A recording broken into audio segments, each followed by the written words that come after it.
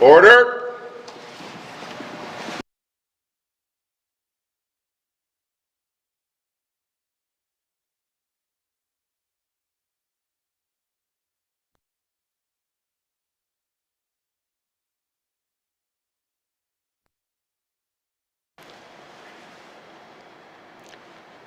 Nala, Kwana Kalwatkat, Ikayong Migaptigut, Habang Nailami Ikayokuta, Inutibut Humilikat, Nunalani, Nunatsiang Miutamaita, Outside Miu Ilabutamaita, Ikayok Pagluit, Nunario Ilangin, Nunasimang Mata, Kwanak Paktok, Ublok Tikit Kangat, Inutibutamaita, Ayok Haktut, Ikayok Pagluit. Naglikun miglo tigumayaktit pagluda ubagut. Anyarving mitullu munakhitak tillu palihimat munakhita maitak piak ikayok paglugit. Ayok haktunik ikayok pangmata. Kuyagiyap tigit. Ingutabut hibunikap tingni. Habag paglaktukat ilbit ilihauti paglugit. Ilihalukak tilugit nunalani si korbing ni. Inuhan no atamay takpiak. O kumailiwaktut inang nikhat ay mabing mi itut anilimayaktut itkagibaglabut. Naglikutipting niglo, nakikay niglo ay tulabaglugit amayta. Ilaani hapeng naktok tikit paktok nunariwamit humilika. Ilbit ataniu gabit kuyagiyap tigit. Ubanilo katimabikiwami tamaita habag tullo maligaliok ti tamaita ministak pailu ubanitun ikayok pagluwit nun ublok tamat nunat siyang miunut habag pangmata ubab tigut habakang itugut ilbit ay tukpagtap tigut kuyagiyap tigit Jesus Christ ni matingagutuk kiyak tugut. Amen. Thank you, Elder Annie Goose.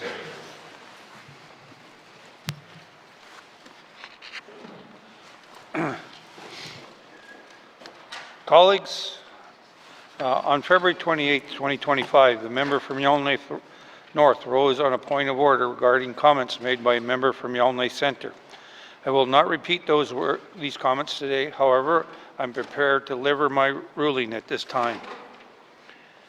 As your speaker, I find that our rules were broken and there was a valid point of order raised by the member of Yellowknife North.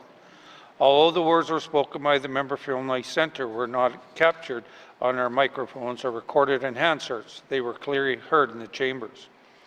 Colleagues, I do not need to hear the words in a recording or to read them in Hansards to determine if they were appropriate. They were not. In fact, those words could be easily interpreted as breaking several rules of debate. Specifically, I feel that comments violated rules 3.2, 3H, I, and K, which respectfully prohibits members from making allegations against another member, impugning false or hidden motives, and the use of abusive or insulting language that is likely to create disorder. I will now ask the member from Yellowknife Centre to apologize to the House for this comment. Member from Yellowknife Centre. Whatever I said, Mr. Speaker, withdraw. Member from Yellowknife North.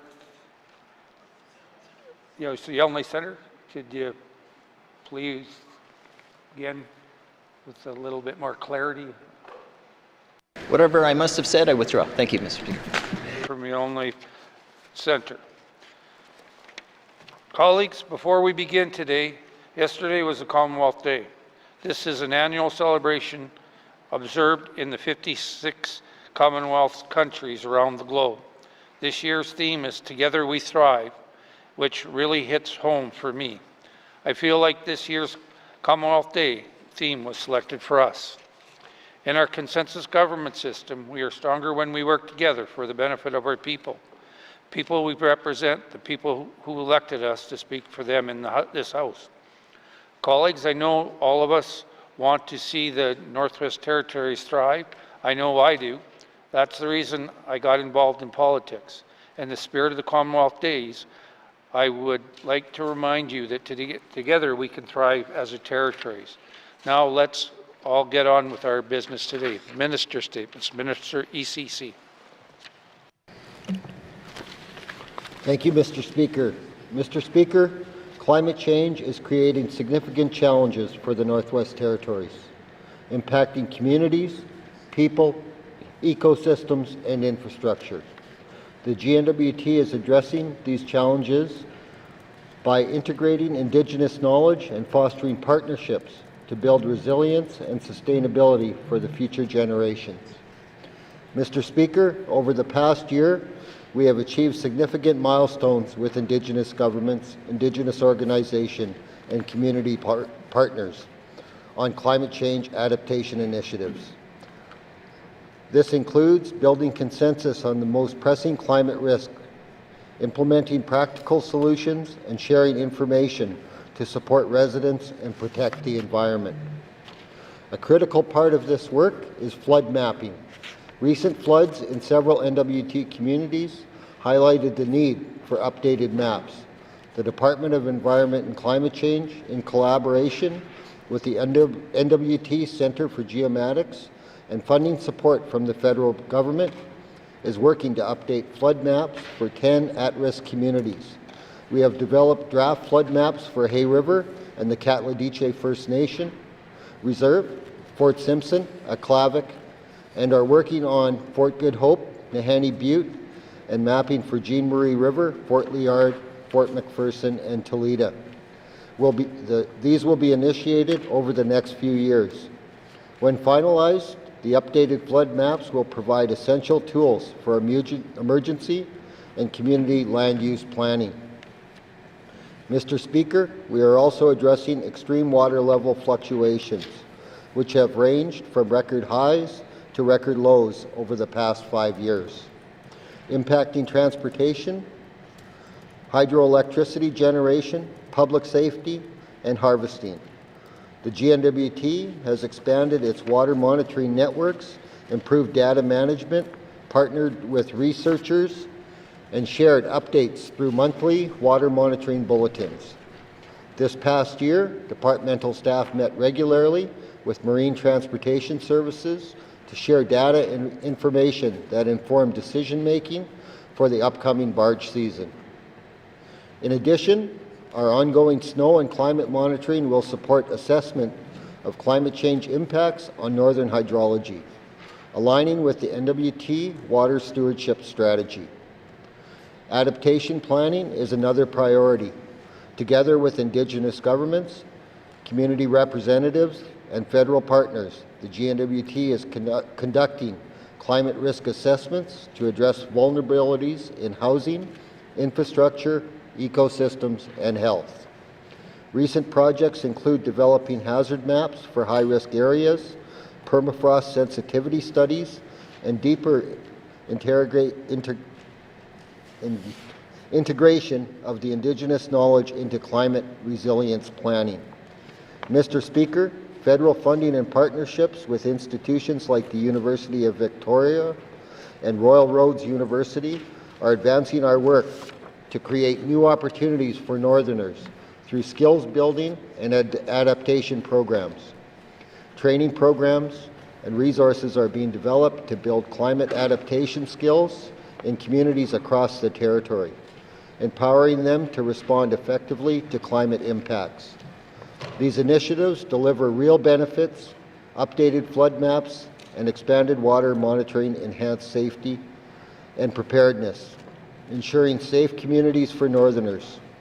Greater climate knowledge strengthens decision-making at all levels. By integrating Indigenous knowledge, we are ensuring our approach is inclusive, collaborative, and reflective of Northern values. Mr. Speaker, our efforts today are critical for building resilience and adapting to climate change. We are committed to securing a sustainable future for residents and communities across the Northwest Territories. Thank you, Mr. Speaker. Thank you, Minister of Environment and Climate Change. Minister State, Minister of Finance. Mr. Speaker, today I want to describe how key infrastructure projects are helping support our government's commitment to building strong relationships with Indigenous governments. A key example of this collaboration is the Tolston Hydro expansion.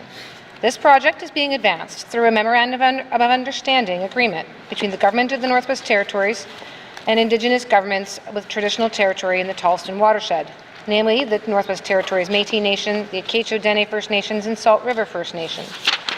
Regular meetings at the leadership level have become more frequent over the last 12 months, creating strong momentum as we work together to address legacy issues, advance commercial agreements, and prepare an environmental regulatory application.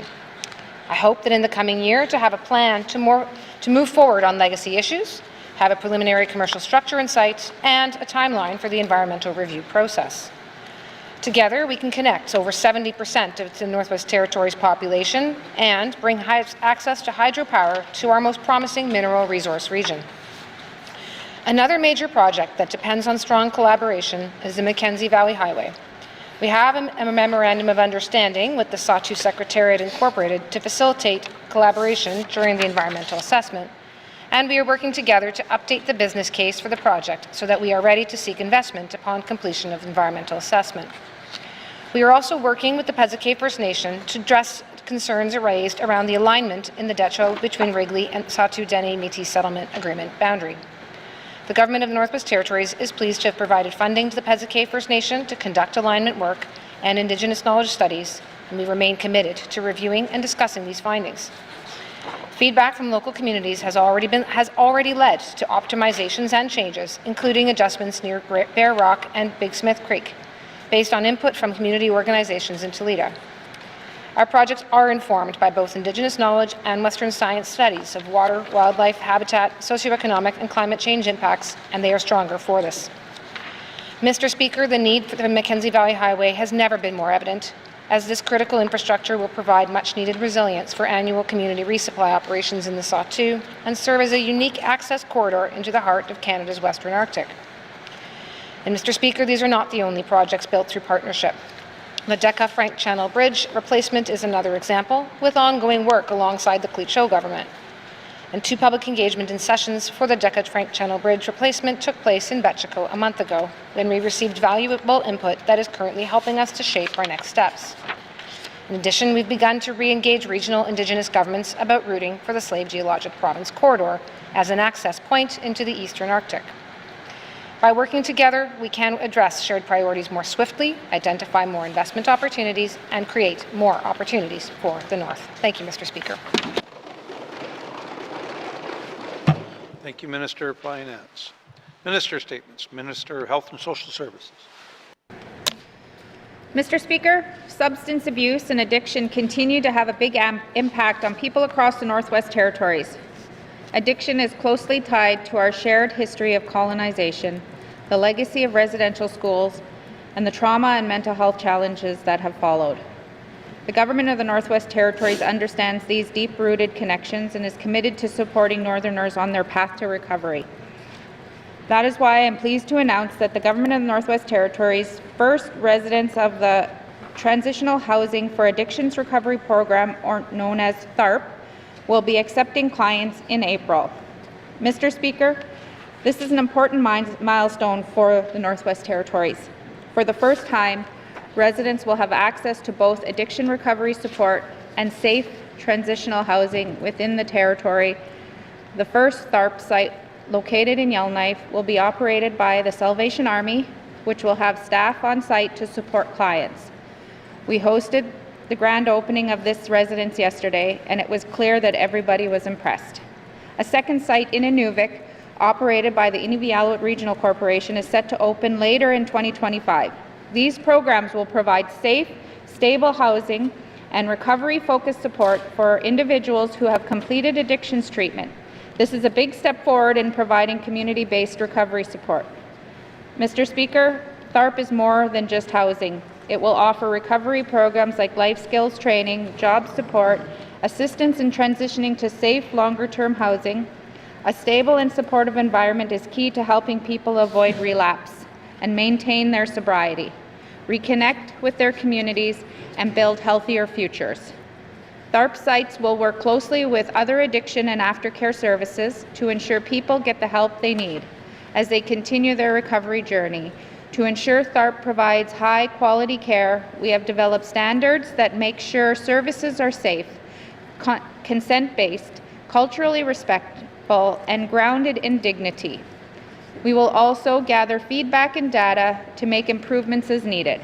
Mr. Speaker, THARP would not have been possible without strong partnerships. The City of Yellowknife, Housing NWT, and the Salvation Army and the Inuvialuit Regional Corporation have all played key roles in making this happen.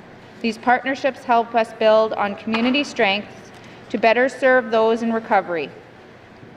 THARP fills a long-standing gap in services by providing stability and support for healing, giving people the foundation they need to recover and rebuild their lives. Through investment and collaboration, we are building stronger communities and creating more compassionate territory where people in recovery can succeed. Together, we are making lasting difference in the lives of the Northwest Territories residents. Thank you, Mr. Speaker. Thank you, Minister of Health and Social Services. Minister statements. Minister statements. Member statements. Member statements. Member from Yellowknife North. Mr. Speaker, I want to speak today about environmental assessment as a way to make projects better and how it makes projects better. Sometimes we talk about environmental assessment as if it's just an obstacle, as if it's some GNWT employee sitting in an office tower, gatekeeping, checking off some boxes, and could they please just get it done faster because we have mines to develop and roads to build and jobs to create. But it's not that at all. Environmental assessment is central to our co-management systems. It's enshrined in modern treaties. It brings Indigenous governments and the federal and territorial governments together as equals to make decisions about anything that could have big impacts on the land and water, including how to maximize economic benefits. Environmental assessment can make projects better for everyone. For example, it can recommend a road take a slightly different route to avoid interfering with harvesting and wildlife. It can ensure that a mine doesn't contaminate the water and fish, and that community members get to participate in regular sampling and fish tasting to confirm for themselves. But it can only make those projects better if there's full participation from all the top experts. That's traditional knowledge experts, elders, and scientists who have their own important information about how mines and roads affect caribou and water and fish and all the rest. Most of our best scientists work for the government, and since devolution, the majority work for our territorial government. But what if the territorial government is the one proposing the project, like the Mackenzie Valley Highway or the Lockhart All-Season Road? The GNWT has decided that its own scientists should not be able to freely participate in those environmental assessments. They're supposed to share their scientific expertise behind closed doors, and then the higher-ups in the GNWT will decide what becomes public. What I fear is being lost, Mr. Speaker, is the opportunity for scientists to collaborate directly with traditional knowledge experts in the communities about what the impacts could be and how to design, for example, roads better. 10 years ago, I had the privilege of facilitating on-the-land camps, bringing together TK experts, scientists, and young people learning to be environmental monitors, and I saw firsthand the incredible potential for that kind of collaboration. Thank you, Mr. Speaker. I'll have questions for the Minister. Thank you, Member from Yellowknife North. Member statements. Member from Great Slave. Thank you, Mr. Speaker. Mr. Speaker, I want to preface my statement with a content warning that I will be speaking to sexual abuse and trauma so that those listening can decide if they wish to not listen to my statement.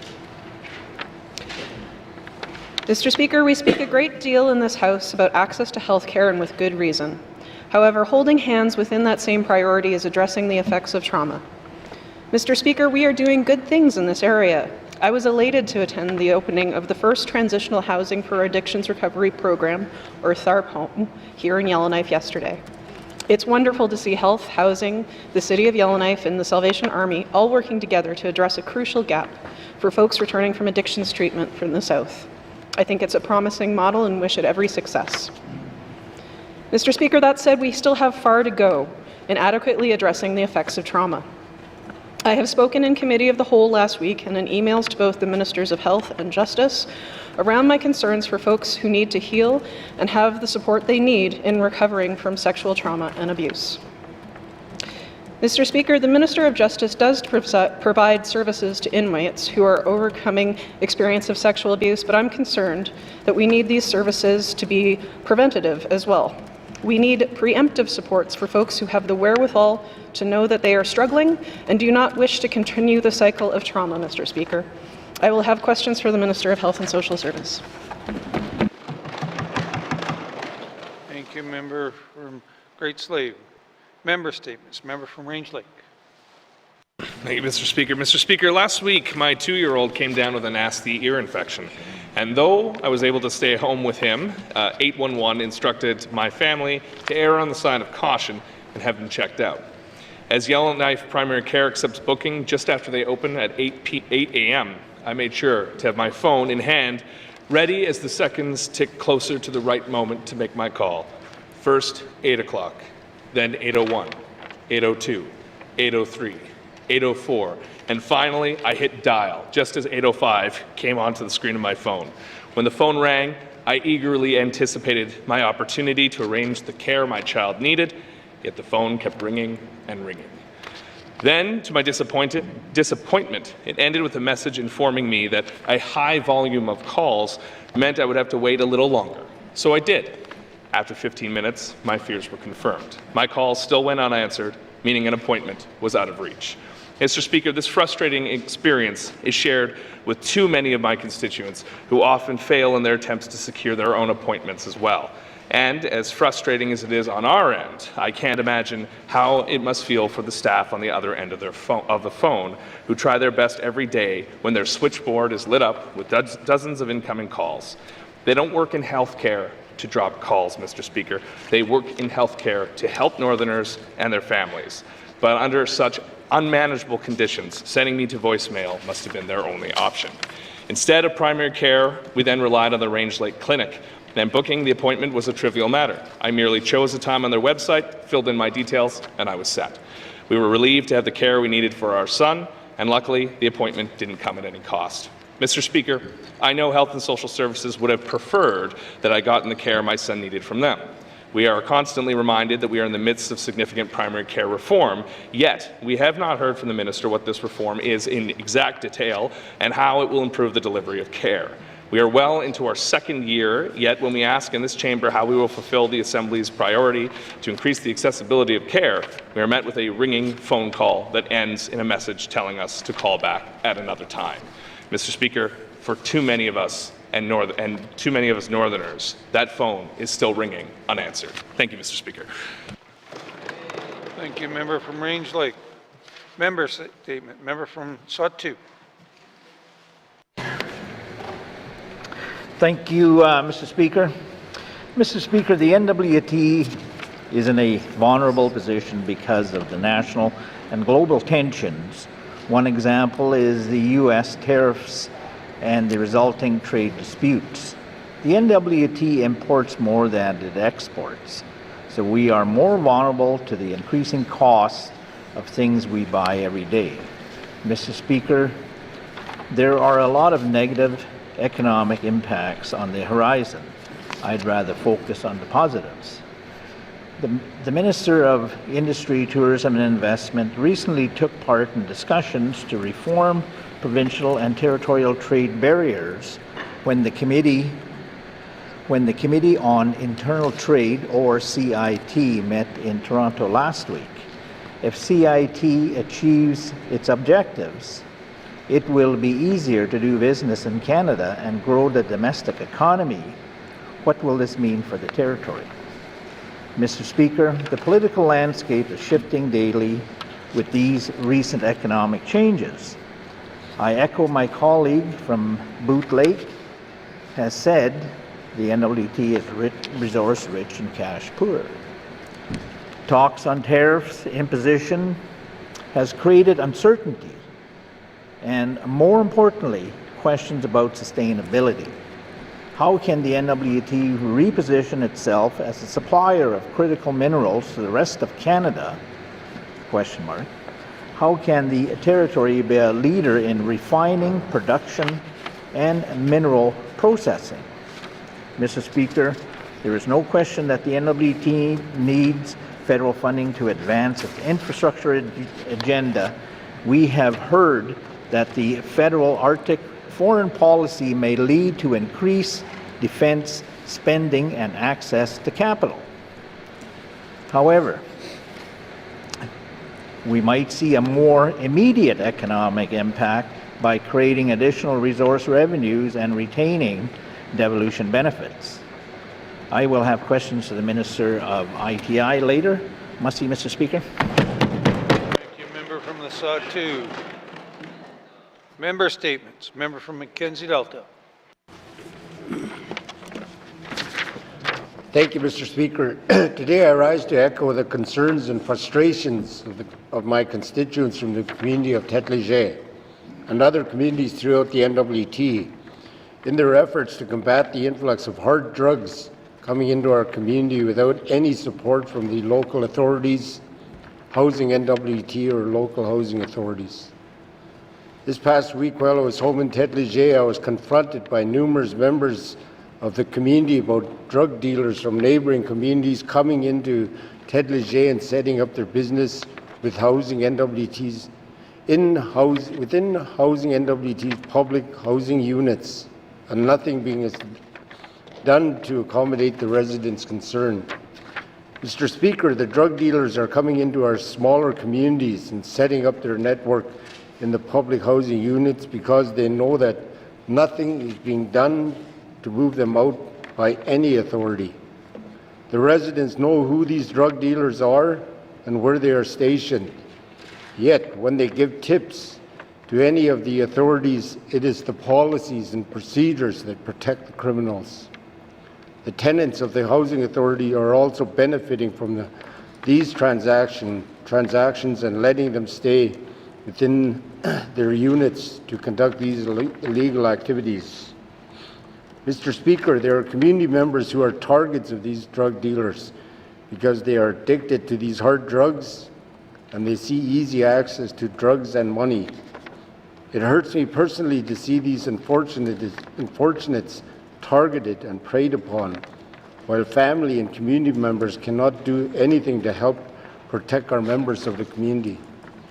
Mr. Speaker, at this time I will not have any questions for this government because their solutions are far and in between to implement a solution to save our communities in combating the drug crisis we are experiencing. The drug dealers are using our own residents to kill our own people just for a simple financial transaction. Only question to this House is, what can we do today? Thank you, Mr. Speaker. Thank you, member from Mackenzie Delta. Member statements. Member from Nunavut Lake. Thank you, Mr. Speaker. Mr. Speaker, I want to talk about Arctic security again today, and specifically around the Arctic Security Council. Certainly the leadership in my community are very live to the issue of Arctic security, given that we have infrastructure there and a forward operating location as well as a NORAD office in Inuvik. Mr. Speaker, the Federal Department of Defense announcement on March 10th identified Inuvik and Yellowknife as military hubs which will share in the $2.6 billion investment with Iqaluit. Given the recent article on Cabin Radio, Mr. Speaker, there may be some ambiguity around how those funds are going to roll out, but certainly now is the time, for us as a government to ensure that we are working with DND and to ensure that we are prepared for the investment and how it can benefit our communities, Mr. Speaker. Mr. Speaker, there are things happening. Canadian Institute of Arctic Security, which is the Yukon's Arctic Council, are having a Conference Zero, they're calling it, on March 27th in 2025 to discuss Arctic security. I'm sure, Mr. Speaker, that the Premier is aware of this and likely may have even gotten an invite to attend. The town of Inuvik, Mr. Speaker, is hosting the Arctic Development Expo on the 17th to the 19th of June 2025, where the theme is Preparing for Our Future in a Changing Arctic, where again, Mr. Speaker, there will be 3 days of discussion around Arctic security and development. The leadership in my community has been made aware that the Department of Defense, the Joint Task Force North, will be meeting with Nunavut, the Northwest Territories, and Yukon in Whitehorse in late May of 2025 to again discuss shared DND infrastructure projects.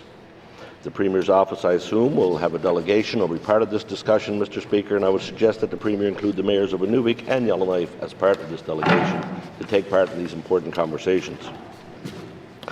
Mr. Speaker, Inuvik just hosted the very successful and biggest Operations Nanook since it began in 2007. There were several NATO countries involved, as well as the Canadian Rangers from across the country. In total, there were 700 military personnel on the ground and in the air for the event. There was also media in Inuvik from across the country. The town, Gwich'in, and Inuvialuit were all fully engaged and involved, supplying DND with meeting facilities, accommodations, and operation space. This was a huge economic boost to the area. Mr. Speaker, I seek unanimous consent to complete my statement. Thank you, member from Newboot Lake. The member from Newboot Lake is seeking unanimous consent to conclude his statement. Seeing no nays, you may conclude your statement. Thank you, Mr. Speaker. Thank you, colleagues. Mr. Speaker, it's important that the Premier and this government are fully engaged, and now's the time to create an NWT Arctic Security Council that includes the Premier, applicable cabinet members, mayors from Inuvik and Yellowknife, and Indigenous leadership representatives, Mr. Speaker. Thank you.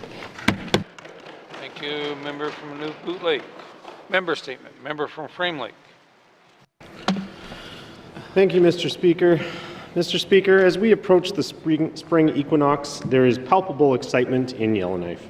I'd like to take a moment to highlight one of my favorite winter events, the upcoming Frostbite 55, taking place this Saturday, March 15th. This event is the premier winter endurance event in the Northwest Territories and brings together skiers and snowshoers from across the NWT in Canada to undertake a grueling 55-kilometer course. The course traverses the area around Yellowknife, Dilo, and Detta and highlights the beautiful and rugged terrain around these communities. Mr. Speaker, this event is entirely organized and supported by volunteers, committing their time and energy for the benefit and enjoyment of the community. The participants train throughout the dark, cold months of January and February and come prepared to undertake the physical and mental exertion necessary to achieve their personal goals, either individually or as part of a team. Businesses in and around Yellowknife provide their support through generous donations and sponsorships for prizes and draws for participants and volunteers. This event pushes the limits of our endurance, but also brings our community together in celebration of the wild beauty of our landscape. The strength of our community is apparent as the skiers and snowshoers start off Saturday morning, complete with throngs of friends, family members, and teammates cheering them on outside the Yellowknife Ski Chalet. Again, this event wouldn't be possible without the hard work of so many volunteers who have spent countless hours preparing for this incredible event to ensure the safety of participants. I want to congratulate them and thank them for their contribution to our community. I'd like to wish all the participants the best of luck in this year's race. I hope the sun is bright and snow conditions are just right. I'll personally be on the course this weekend as a safety rider, and I've heard that the member for Yellowknife North, who I'll note won the event last year, will be participating, so look out for a few of your local MLAs on the course this weekend. I would note that if you're on the fence about participating, today is the last day to register, and I strongly encourage you to try it out. It's a great event. Let's all mark our calendars for March 15th and keep an eye out for these dedicated athletes as they tackle the Frostbite 55. Thank you, Mr. Speaker. Thank you, member from Frame Lake. Member statements. Member from Toonaday-Willowday. Thank you, Mr. Speaker. At the beginning of this assembly, we came together to agree on several key priorities to focus on during our term. One of those key priorities is ensuring the safety of residents and communities. While territory-wide dangers like disasters and crime often come to mind when we think about public safety, but we're also here to solve public safety challenges, which is unique to our communities as well. A challenge to public safety my constituents uniquely face is the lack of junction lights on Highway 5 on the way to Fort Resolution. Without these lights, drivers often miss the turn on Highway 5 towards Fort Smith in the dark. My constituents fear worse than that. However, they feel it is only a matter of time until a vehicle could collide with one another in out of the turn towards Fort Smith. This is specifically a concern during the winter months when it's dark. Nights are long and freezing conditions could reduce the driver's ability to react and take evasive action. My constituents raise this issue to my office often, and I agree with them. The lack of lights at this junction poses a serious threat to drivers. Yet, when I raise this in the chamber, I am told that these concerns have been flagged or studied enough for a solution to be considered. How many studies do we have to build to set a lights at the junction? Surely we do not have to wait for a serious action to take place before the district takes action. If an accident happens before the lights are set up, our priority for safety committees would have not been upheld for my constituents. I will have questions for the minister at the appropriate time. Thank you, Mr. Speaker. Thank you, member from Trinidad-Willowdale. Member statements. Member from Moultrie. Mr. Speaker. Mr. Speaker, I'd like to discuss how the government will safeguard higher learning in our small communities. Mr. Speaker, in a public briefing about the closure of Community Learning Centre, both the chairperson of the board and president of the Aurora College outlined the college decision to move to online learning. The board says the reason is, quote, low enrollment and high costs. The president of the college suggested the closure of CLC will save $8.29 million. Mr. Speaker, I find the proposal to transition to online learning deeply troubling. The college number for online enrollments are inflated by classroom restrictions dating back to the pandemic. Their plan comes down to one thing: the loss of in-person learning for adult education programs and upgrading. Mr. Speaker, in small communities, technology is a huge barrier to education. Many students do not have internet access or their own computers. Students with special needs, such as FASD and others need hands-on visual learning opportunities. Were these factors considered in Aurora College decision-making? This problem cannot be solved by a support line. Connectivity at the Wati Learning CLC is currently adequate for running remote programming, since the school has recently been hooked up to the fiber optic line. But this will not be the case if we force learners to upgrade online at home. Mr. Speaker, we need a brick-and-mortar approach. Closing all 19 centers to save a small amount of money is wrong. Students will need to use the existing infrastructure to join classes online. I will have a question for the Minister of Education, Culture and Employment. Thank you. Thank you, member from Moultrie. Member statements. Member from Yellowknife Centre. Thank you, Mr. Speaker. Mr. Speaker, with approximately 937 days left in this Assembly, Mr. Speaker, I wonder what will happen next. Mr. Speaker, in my February statement, I talked about being bold, reaching out to the Defence Minister, talking about getting investment in the North. Mr. Speaker, recently a Cabinet radio story talked about Nunavik and Yellowknife becoming the hubs in the North. Mr. Speaker, their story said there's $218 million over 20 years going to be spent. Let's be frank, Mr. Speaker, that's a drop in the bucket as far as defense spending goes. Mr. Speaker, if I spoke in NWT terms, I'd refer to that as 72 kilometers of highway. That's all it is, Mr. Speaker.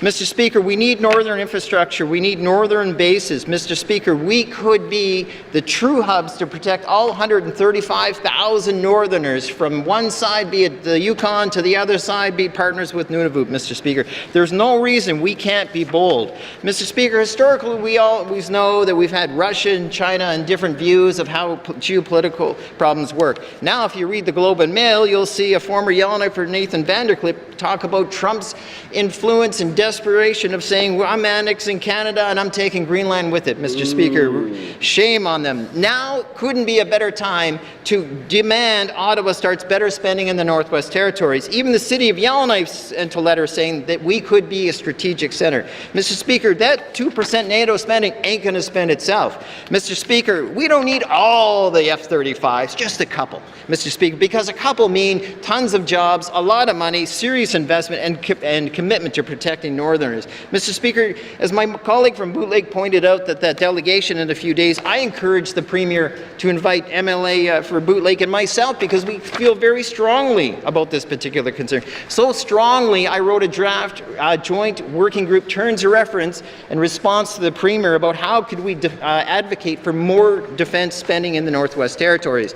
Mr. Speaker, I want to see money in Inuvik, and I want to see money in Yellowknife, and I want to see Northerners working to help protect Canadians, Mr. Speaker. Mr. Speaker, when I read the quote in the story a couple days ago, and the Premier says the federal government now appears to know that they should come talk to things, actually, I reverse it. We should now be on the tips of our toes, leaning into Ottawa and saying, now's your opportunity. We're open for business, and we need your money. Thank you, Mr. Speaker. Thank you, member from Yellowknife Centre. Member statements. Colleagues, today I'd like to talk about an individual who's the great-grandson of Baptiste Gazon, the former chief for Glitico First Nation. Jean W.T. named the ECE building in his honor just previously. One of these individuals to provide a message to everyone present through the Grand Chief was Gavin Wilkes. Gavin was born in Peace River, Alberta, to Nyla Gazon of Fort Simpson and Brian Weeks of Northampton, England. Gavin is one of 7 children between the two. He has 2 half-brothers and half-sisters on his mother's side and 2 half-brothers and half-sisters on his father's side. Gavin's great-grandfather, Baptiste Gazon, was the chief of Glitico First Nation for over 20 years. Growing up, Gavin was inspired by the work and dedication of his great-grandfather, helping the Dene people and being the voice that he served in the region. People highly respected his great-grandfather. Gavin wanted to do something similar like his great-grandfather. He studied hard and was accepted to attend the University of Augusta faculty from 2024 to 2018, where he graduated with a Bachelor of Arts in the Drama and Philosophy. Then his next step was to attend the University of Alberta for his law degree from 2020 to 2023 and obtained a doctorate's degree. Gavin now is the legal counsel at the Wahtotuin Law and Governance Lodge in Edmonton, Alberta, where he's working diligently with First Nations to identify, articulate, and implement their laws and legal governance structures. Gavin's mother is very proud of the young man he has become and for his dedication to pursue his goals and his tireless dedication and commitment to his work. She told me she sees a lot of her grandfather in Gavin, and she knows he will do great things for our people. Recently, Gavin attended and spoke at the 30th annual Date Show First meeting that was held in Fort Simpson this past summer, where he shared his educational journey and addressed the youth, inspiring them to challenge themselves and to pursue their education. Gavin shared that he's made this 10-year education journey for the Dene people and to advocate and serve the Glitico First Nation of Treaty 11. I'd like to congratulate him on his achievement.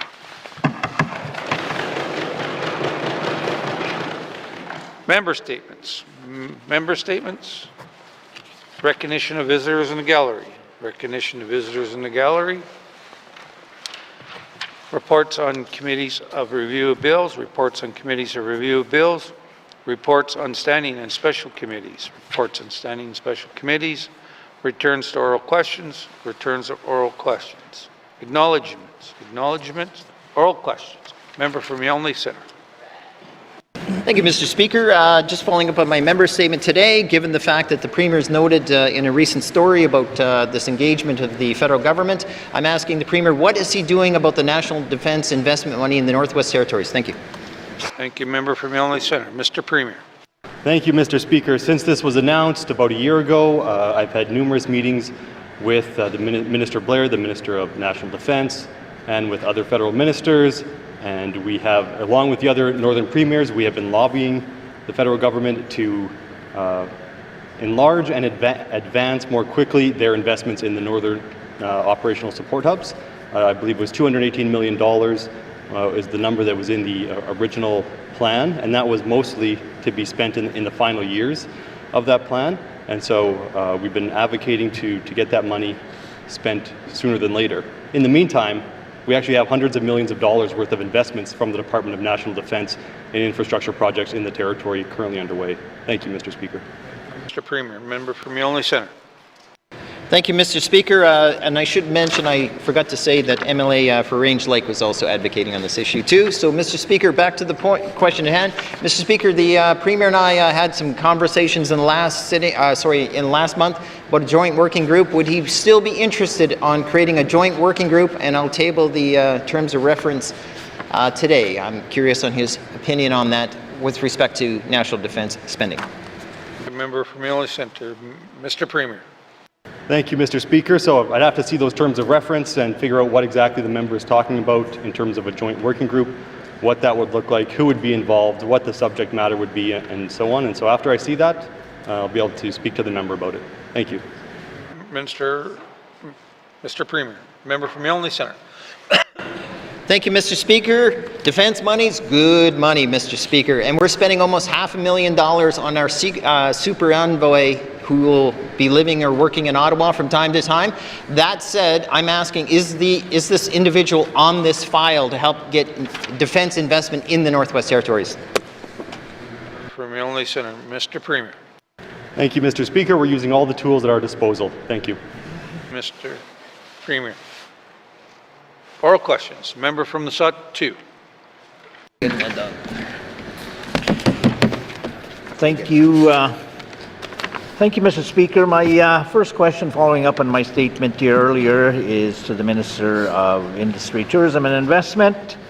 As the chair of the Committee of Internal Trade, what key accomplishments have been achieved under NWT's leadership? Masi. Thank you, member from the Sud 2. Minister of ITI. Thank you very much, Mr. Speaker. Mr. Speaker, it is certainly a collaborative table with all jurisdictions across Canada, and it's a collaborative table that I am very proud to be part of. As a group, the Committee on Internal Trade has set 4 key recommendations across the country, and they include enhancing commitments under the Canadian Free Trade Agreement, and that includes conducting a rapid review of all party-specific exceptions, prioritizing mutual recognition on priority goods and sectors to reduce regulatory and administrative burdens, Mr. Speaker. It includes facilitating labour mobility, and then also sectoral priorities like, for example, direct-to-consumer sales system for alcohol, and that is specifically for willing jurisdictions. Thank you. Thank you, Minister of ITI. Member from Sud 2. Thank you, Mr. Speaker, and thanks to the Minister for that information reply. It's good to see our government taking a forefront role in these national committees. The next question, Mr. Speaker, how has the NWT's leadership encouraged other provinces and territories to take a more ambitious approach to internal trade deliberations? Masi. Member from the Sud 2. Minister of ITI. Thank you very much, Mr. Speaker. So, Mr. Speaker, even though the NWT has the privilege of sitting as the chair, I have to say that ministers from all jurisdictions showed up to the table in Toronto ready to do good work on behalf of Canadians, on behalf of the residents that we individually and then collectively serve. And so there wasn't a need to encourage one another to go farther. It was a very exciting table where people were literally stepping out of the meeting room in order to call their premiers and get expansions to their negotiating mandates, and there were commitments made on the fly at the table, and it was really encouraging to see how dedicated ministers from across the country were to this work. Thank you. Thank you, Minister of ITI. Final supplementary, member from Sud 2. Speaker, and thanks to the Minister for that reply. It seems to be there was a lot of excitement on advancing in a productive kind of way during the session. My third question, it sounds like there has been good progress. What are the primary barriers to internal trade that would remain? Masi. Thank you, member from Sud 2. Member from ITI. Thank you very Thank you very much, Mr. Speaker. Mr. Speaker, so while we came together as a table in order to discuss the barriers of mutual concern across the country, certainly what exceptions each jurisdiction chooses to remove and how they choose to tackle those are going to be unique by each jurisdiction. There's been jurisdictions who have done reciprocal agreements, jurisdiction who have done a lot of work on their exceptions, and there were some who have even done a lot of work previous to this. So as it sits, Manitoba only has 8 exceptions right now, and other jurisdictions are using that as a shining light. The other piece that we're doing that I'm really excited about for the Northwest Territories is the mutual recognition of goods, which really stands to have a positive influence on our industries here in the Territory and on our administrative burden, as well as the potential costs of doing business in the Territory. So that's where I'm very excited. Also very excited for the work to be done under the labour mobility piece that is in collaboration with the labour ministers across the country. Thank you, Mr. Speaker. Thank you, Minister Bhatia. Oral questions. Member from Great Slave. Thank you, Mr. Speaker. And Mr. Speaker, I just got a note of thanks for my content warning for earlier, so I'll make it again for my questions. I will be speaking about sexual trauma and abuse. Mr. Speaker, can the minister tell me what harm reduction supports exist for people who may recognize that they need help to not commit acts of sexual abuse? Thank you, Mr. Speaker. Thank you, member from Great Slave. Minister of Health and Social Services. Thank you, Mr. Speaker. Mr. Speaker, right now, the community counseling program, which provides mental health support to all residents, could be available to support individual needs of support to preventing acts of abuse. Community counselors can work with individuals to provide individual counseling, but also to provide support referrals to other treatments and options of care as applicable. Thank you, Mr. Speaker. Thank you, Minister of Health and Social Services. Member from Great Slave. Thank you, Mr. Speaker. Mr. Speaker, the minister and I have corresponded in the past about what may be needed for specified treatment services for folks struggling with the results of their own sexual trauma. There are specialized programs such as the Sexual Behaviours Clinic at the Centre for Addiction and Mental Health in Toronto that could help. Can the minister explain if she can review whether this would align with insured health services? Thank you, Mr. Speaker. Member from Great Slave, Minister of Health and Social Services. Thank you, Mr. Speaker. Mr. Speaker, while I can't commit to a review on a specific topic, I can commit to reviewing approaches to specialized health services as part of the larger system sustainability work that's underway. Department of Health and Social Services and EIA are in partnership with the Health Sustainability Unit, and members are aware that this work is taking place to establish an inventory of core and of insured services, and type of specialized mental health services could be considered as part of this work. Thank you, Mr. Speaker. Thank you, Minister of Health and Social Services. Final supplementary. Member from Great Slave. Thank you, Mr. Speaker, and thank you to the minister for that. I appreciate that that commitment, even if it's not a review, making sure it's in the scope of what she's reviewing as a total mental health approach is very much appreciated. Mr. Speaker, I recognize that local and culturally sensitive solutions are the best path forward. So can the minister look into what available services with justice could be feasibly offered within the lens of health and social services with adequate training as a pilot program? Thank you, Mr. Speaker. Member from Great Slave, Minister of Health and Social Services.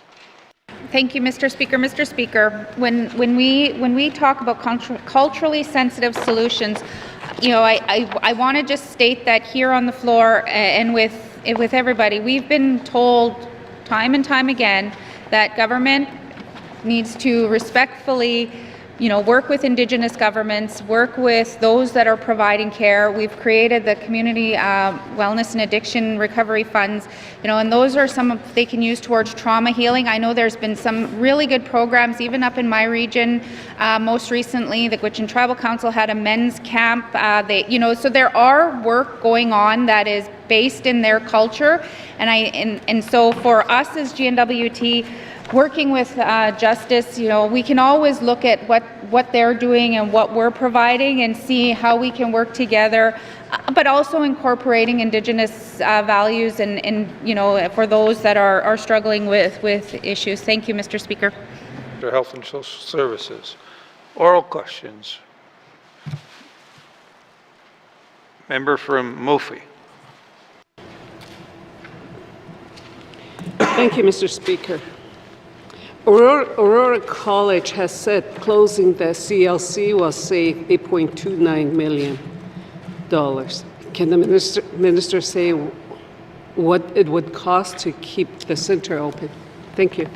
You, member from Mophie. Minister of Education, Culture and Employment. Thank you very much, Mr. Speaker. Mr. Speaker, the college identified a total of $8.29 million that they would, first of all, have for their staff retention policy, second, the delivery of their online programming, and then third, further work to be done on reinstating their Bachelor of Education and social work programming that we've heard a lot about in this House as well. And so I would have to assume that maintaining the CLCs would continue to cost upwards of the $7 million figure. Thank you. Minister of Education, Culture and Employment. Member from Mophie. Thank you for the information. Can the minister say what plan is in place with the Department of Infrastructure to maintain the CLC building after programs stop in June? Thank you. Member from Mophie. Minister of Education, Culture and Employment. Thank you very much, Mr. Speaker. Mr. Speaker, the member is absolutely right. These are still assets of the GNWT, the ones that are owned by the GNWT. The Department of Infrastructure does have an asset policies so that if there is a need to pass the facilities on to another owner, there is a policy for that. And Infrastructure and ECE will be working together on this work, and we have had some phone calls already from Indigenous governments or NGOs that are wanting to have a role to play in the future of the CLCs and have identified that. Thank you. Minister of Education, Culture and Employment. Final supplementary. Member from Mophie. Thank you, Mr. Speaker. Can the minister say whether students in small communities without computers will be able to continue working in the learning centers once everything moves online? Thank you. Member from Mophie. Minister of Education, Culture and Employment. Thank you very much, Mr. Speaker. Mr. Speaker, I couldn't comment as to what those facilities will become used for down the road, and so certainly if it's a situation where an Indigenous government chooses to have a facility like that, then that would certainly be an option depending on what that choice down the road is. My understanding through the presentation from Aurora College president and the chair is that in order to support students across the Northwest Territories through online learning, that they would have wraparound supports not only for student life but also for student learning. They would be set up with the hardware required for online learning and have access to somebody who would show them how to use that hardware as well. And that would not just be a computer, it would also be headset, it would be internet. And so Aurora College intends to ensure that students have access to the technology that they would require. Thank you. Thank you, Minister of Education, Culture and Employment. Member from, or questions. Member from Frame Lake. Thank you, Mr. Speaker. Mr. Speaker, earlier this afternoon we received, Standing Committee on Government Operations received a briefing on the Indigenous employment policy. Mr. Speaker, one of the concerns I've heard, one of the main concerns is from families with children schooled in the NWT, returning from university, who are concerned their opportunities for employment will now be limited. Mr. Speaker, can the Minister discuss how students who previously benefited from P2 status will still have opportunities for employment with the GNWT? Mr. Speaker, will we still be prioritizing our northern students in our hiring? Thank you. Thank you, Member from Frame Lake. Minister of Finance.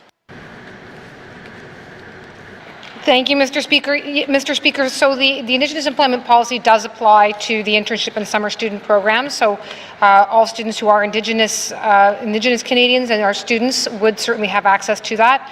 and to be a member or to have access to the student programs that does continue to have an ordinarily resident eligibility to it. So for young people or anyone who's applying for an internship or a summer student position, they would have to have a connection to the Northwest Territories as an ordinary resident, just as they would also if they were utilizing our student financial aid programs. And Mr. Speaker, one other part of the student programs, we do create a bank of students, so when people put their names in, they're then matched with available opportunities.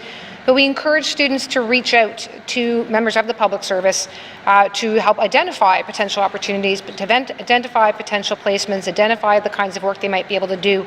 And quite frankly, Mr. Speaker, folks who have grown up here, who have family here, who have connections here, are obviously much better placed to do that and to make those matches and those connections much more quickly. Thank you. Thank you, Minister of Finance. Member from Framley.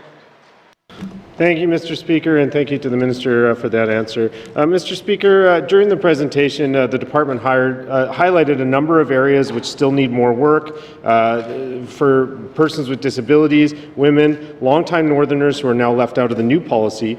Can the Minister discuss how the Department plans to address diversity and inclusion and prioritizing Northern hires under this new policy that they've just approved? Thank you. Member from Framley, Minister of Infrastructure. Or Finance. Thank you, Mr. Speaker. Mr. Speaker, the affirmative action policy also had groups and people who were not recognized, who may have been left out from some sort of priority status. And it really was one policy that was being used to solve a multitude of different problems, rather than what we've now tried to get to, which is a place of having multiple different policies that are, all being used as a suite within the Department of Human Resources, Department of Finance and Human Resources. So the Indigenous Employment Policy looks at priority hiring for Indigenous Northerners and Indigenous Canadians. The Diversity and Inclusion Framework is the way in which the Department is approaching the importance of ensuring diversity, of accommodating diversity, of recognizing diversity, supporting people to be in a workplace that recognizes diversity. And as well, Mr. Speaker, we now have a greater planning on succession planning through a strategic approach to human resources. And last but not least, Mr. Speaker, we continue to, I mentioned earlier, the summer student program and continuing to improve our recruitment and retention efforts.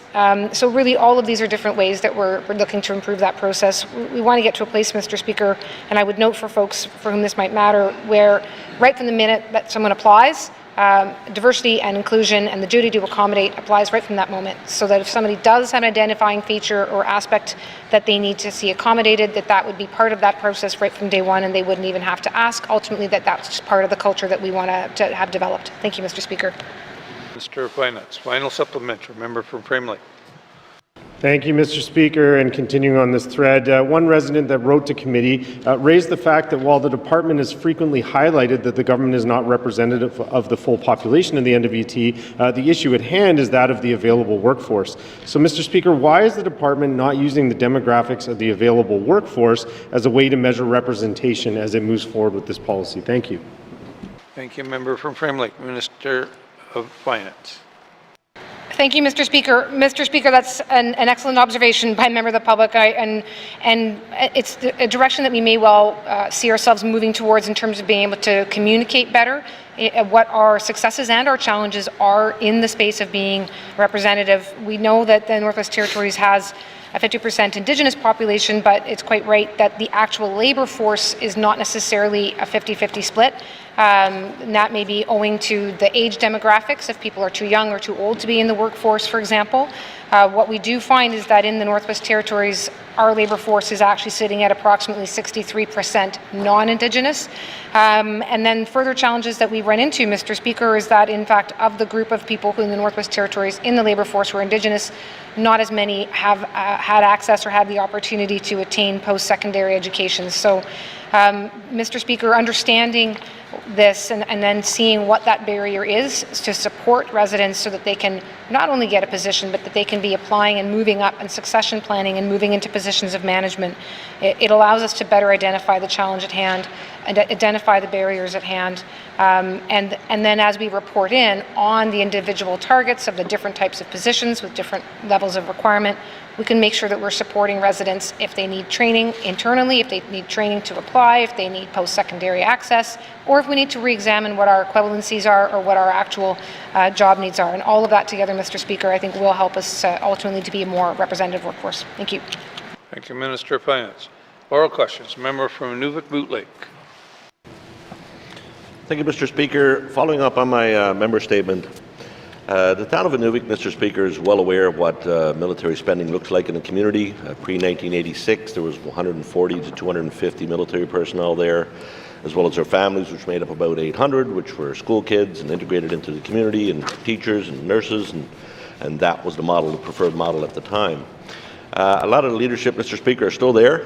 They lived through that time. So when the Premier talks about setting up a advisory council, or as my colleague from Yellowknife Centre has said, a committee, will the Premier, ensure that when we set something up that we look at regions like Inuvik to ensure that we have representation on the committee that is expertise, as we've talked about, outside of this building that would fit excellent on a committee like that. Thank you, Mr. Speaker. Like Mr. Premier. Thank you, Mr. Speaker. So there is no committee at this point. I'm not sure what the working group proposal looks like, so I can't really make any commitments around that. That being said, obviously there's a lot of value in ensuring that everyone's on the same page and everyone's communicating. And so we're in the early days of this interest in the North and talk about investments in Arctic security. And my officials are working with officials from Joint Task Force North and the Department of National Defense, and we share information as required. And I know that officials from the Department of National Defense or Joint Task Force North perhaps are in contact with officials in the members community in Inuvik. I know that they're disseminating information as well. That being said, once we get to a point where we need to ramp up and ensure that we're all working together on the same page and in the same direction, I'll ensure that all relevant voices are at the table. Thank you. Premier. Member from Nuvik Boot Lake. Thank you, Mr. Speaker, and thanks to the Premier. I appreciate that, and I know the Premier is live to this, and I know he knows that I get plenty of emails and telephone calls from my community on this, as a military, again, as I've stated before, is very important to my community, to my region. The Premier's people and the people in Inuvik, everyone is aware and everyone is speaking to each other.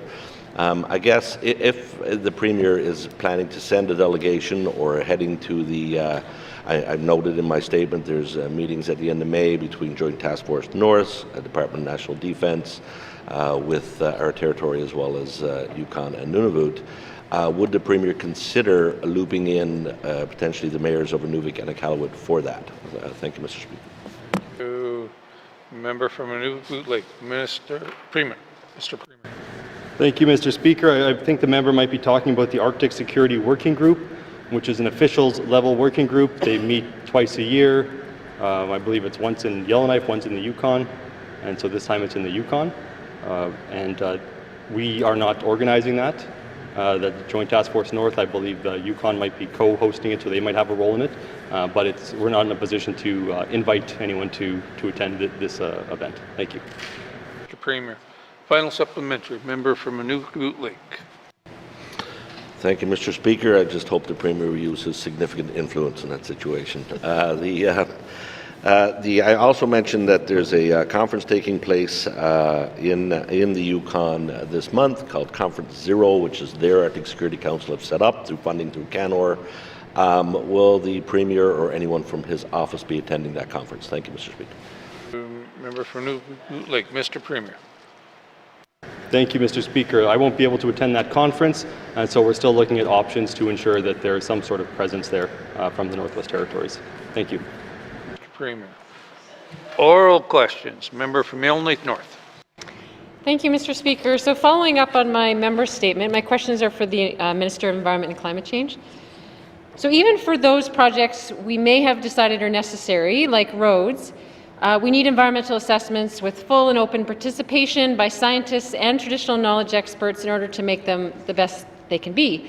So on a project like the Mackenzie Valley Highway, once the GNBT has already submitted its developer's assessment report, as the government did in 2023, Are there any further opportunities within the environmental assessment process for those government-employed scientists to engage in the back and forth dialogue with TK experts about how to make the project better? Thank you, Mr. Speaker. Thank you. Member from Yellowknife North, Minister of Environment and Climate Change. Thank you, Mr. Speaker. Yes, there is much discussion amongst all the parties during the environmental assessment process, and you know, the feedback from all of those parties is very important as well, because that's what actually improves the project as we move forward. ECC on this specific project is supporting the Department of Infrastructure as the project lead, and infrastructure is engaging and working with traditional knowledge holders and communities in regards to advancing this project. Thank you, Mr. Speaker. Thank you, Minister of Environment and Climate Change. Member from Yellowknife North. Thank you, Mr. Speaker. So, if, as I understand it, the role of the GNWT-employed scientists is to give their input and expertise internally before that gets fed into the process. Does the GNWT employ any traditional knowledge experts that the GNWT scientists can engage internally with to have that dialogue? Thank you, Mr. Speaker. Member from Yellowknife North, Minister of Environment and Climate Change. Thank you, Mr. Speaker. Mr. Speaker, ECC is working with the Department of Infrastructure as the project lead to support the development of the project and providing technical advice in this regard. And as mentioned in my response to the first question, the GNWT is engaging and working with the traditional knowledge holders and the communities in regards to advancing the project. Thank you, Mr. Speaker. Thank you, Minister of Environment and Climate Change. Final supplementary, member from Yellowknife North. Thank you, Mr. Speaker. I suppose I'll assume, unless directed otherwise, that the government is not employing traditional knowledge experts directly to have that internal dialogue. But final question is, while I understand that government-employed scientists are still allowed to participate in responding to information requests, are those scientists allowed to collaborate with any other parties in issuing information requests as part of the environmental assessment process? Thank you, Mr. Speaker. Member from Yellowknife North, Minister of Environment and Climate Change. Thank you, Mr. Speaker. Mr. Speaker, the GNWT is using a whole-of-government approach to the Mackenzie Valley Highway environmental assessment, similar to the approach that was used on the Toledo All-Season Highway or the Giant Mine Remediation Project through those environmental assessments. And this approach involves collaboration between the GNWT, our subject matter experts across the different departments, to consider the GNWT's submission to within the board process. You know, our experts also work within that process for example technical sessions to hear input from other parties, respond to concerns, and if warranted, adjust the approach through collaboration and discussion, which is always a really important part of this whole process. They also participate in hearings which truly are a quasi-judicial process, and during that process, you know, they bring their opinion and their position on very freely on whatever questions are raised through that process. The GNWT project that will contribute to this is in advancing our mandate, and all of the departments are working together in this advancement. No different in how we are supporting infrastructure in this way on this specific project as other departments would support environment and climate change on initiatives initiated by our department. Thank you, Mr. Speaker. Thank you, Minister of Environment and Climate Change. Oral questions. Member from Tuna-Day-Willety. Yeah, thank you, Mr. Speaker. My question is for the Minister of Infrastructure. Mr. Speaker, Ingram Trail is Highway 3 and Deta is Highway 4. Mr. Speaker, since the mining industry has been around for a while, they used to have anywhere from 13 to 15,000 truckloads that go through to the mining ice road, and they pass the junction Deta Road of Highway number 4. I raised this issue in the 19th Assembly, and I was told that there was a study that was done. I just wanted to ask the minister what, maybe she could let me know what the study was about and what were their findings. Thank you. Member from Trinidad-Willity, Minister of Infrastructure. Thank you, Mr. Speaker. I was not the minister in the 19th Assembly. I'm happy to see if there was a study done on that stretch of road and to share whatever outcomes or recommendations there are with the member for the region. Thank you. Minister of Infrastructure. Member from Trinidad-Willity. Thank you, Mr. Speaker. Mr. Speaker, the Pine Point Mine is looking at restarting up again in sometime in the near future. And my question again now is to the Minister of Infrastructure: is there also another study on this road for high traffic demands on that road? Thank you. Thank you, member from Trinidad-Willity, Minister of Infrastructure. Thank you, Mr. Speaker. Mr. Speaker, we do take the safety of highways quite seriously. There's regular inspections of all the highways. To what extent there are inspections versus specific studies or studies related to private projects, I'm happy to look into it, Mr. Speaker. It may well be that the project proponents themselves have done some examinations. I know, for example, over in your own region, Mr. Speaker, the Norzinc mine certainly was looking at what impacts having extra highway traffic would bring to the highways in that area. So happy to look into it and see what I can find. I can't say for sure, but I will certainly look into it. Thank you, Mr. Speaker. Thank you, Minister of Infrastructure. Member from Trinidad-Willity, final supplementary. Thank you, Mr. Speaker. Mr. Speaker, Ingram Trail again is Highway 3, Deta is Highway 4, Highway 5 is Fort Smith, and Highway 6 Fort Resolution. Mr. Speaker, to meet the 20th Assembly mandate for safe residents and communities, my question to the Minister is that what can we do to work towards to put up junction lights in these two locations probably in the near future? Thank you, Mr. Speaker. Member from Trinidad-Willity, Minister of Infrastructure. Thank you, Mr. Speaker. Mr. Speaker, I had heard the member's statement earlier with respect to the junction between Fort Resolution and Fort Smith, and did already begin to inquire of the Department of Infrastructure as to what previous studies might have been done. I can say we do monitor accident reports along all the stretches of highway in order to determine if there is a need for different types of signage. And Mr. Speaker, I'm pleased to say that Highway 6 has actually not had any reported events or collisions since 1989. So in terms of any significant or serious injuries, I'm sure some folks do run off the highway at times and may well miss the junction at times. Mr. Speaker, lights are hundreds of thousands of dollars, but signage is significantly less. So it may well be that we can, in the near future, look at signs leading up to a juncture to give folks more warning so that they are not slamming on their brakes and hopefully creating more safety for all of these various regions that the member is raising. Thank you.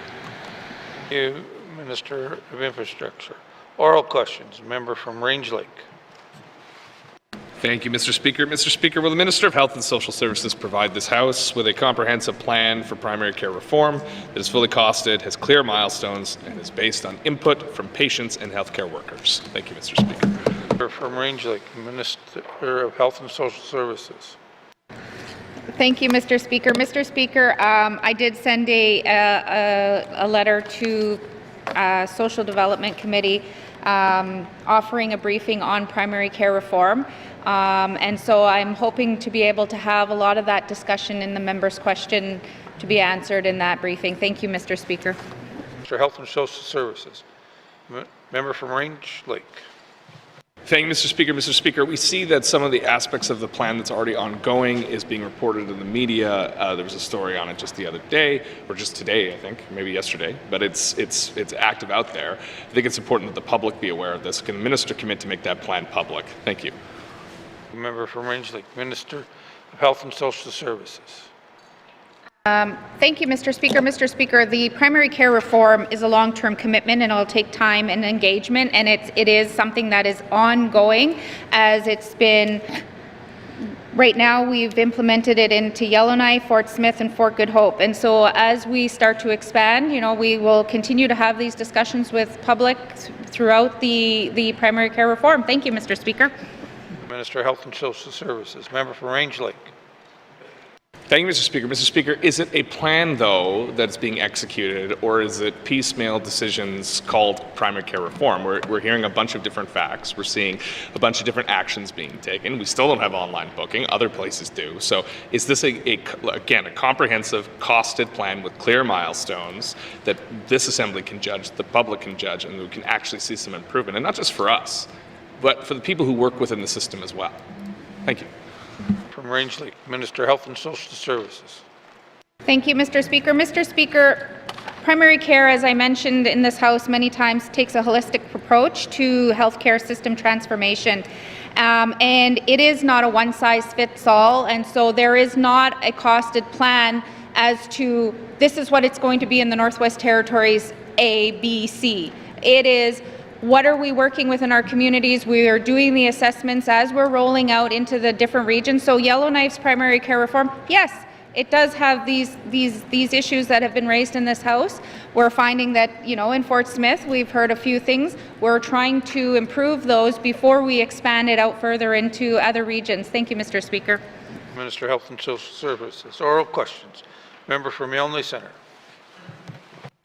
Thank you, Mr. Speaker. Mr. Speaker, I'd like to ask the Minister of Environment some questions regarding caribou. Mr. Speaker, I was on the highway a couple weeks ago and I saw a small herd of 8 caribou near the Wattie Road, and I only thought to myself, geez, I sure hope they know where they are, because I'll tell you, they look delicious. Anyway, that said, the numbers have always been at risk, and hence my question specifically to the Minister is what is the most current count of herds, and do we have any that are on the increase? Thank you. Thank you. Member for Milne Centre. Minister of Environment and Climate Change. Thank you, Mr. Speaker. Mr. Speaker, I'm happy to hear that the member saw a nice small herd of caribou over there. It's nice anytime you can experience that. Those specific numbers I don't have with me today, but I'm happy to provide to the member. Thank you, Mr. Speaker. Minister of Environment and Climate Change. Member from Milne Centre.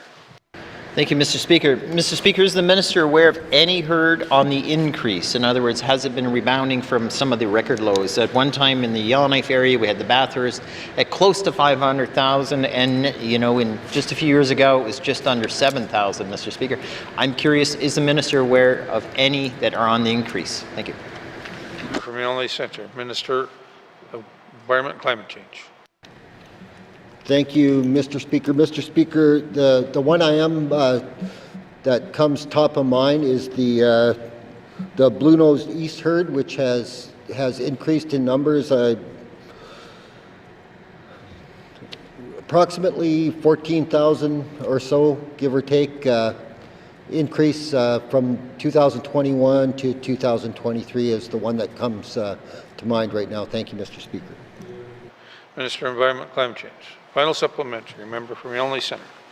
Mr. Speaker, I would certainly describe moose as the northern delicacy, but that said, dry meat from caribou is always welcome and delicious, Mr. Speaker. What types of working groups are out there that the Minister is working with trying to encourage sustainable harvesting so we can see the herds increase in numbers so they will be there for further generations? Thank you. Member from Milne Centre. Minister of Environment and Climate Change. Thank you, Mr. Speaker. Mr. Speaker, there's a tremendous effort between the Department of Environment and Climate Change, working with all of the Indigenous governments across the Northwest Territories. Climate has certainly played an impact on the caribou as well. And, the caribou are a very traditional part of the culture all across the NWT. So we are working with all of the Indigenous governments. We're working with the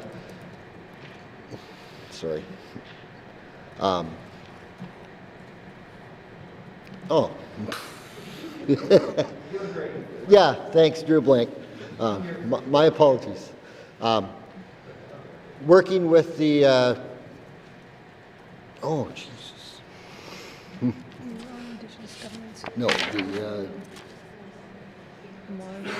oh, sorry, working with the monitors, with the monitoring programs across the NWT. Fortunately, I was lucky enough to go up the actual the Winter Road yesterday. We went up to McKay Lake, and unfortunately, we didn't see any caribou, but we had 5 officers up there. There are a number of monitors. The Yellowknives Dene are up there, the North Slave Métis are up there, as well as the Tlicho. So there's a lot of work going on amongst those groups, as well as our engagement with the traditional knowledge holders, and working with communities all through the North Slave region as well. Thank you, Mr. Speaker.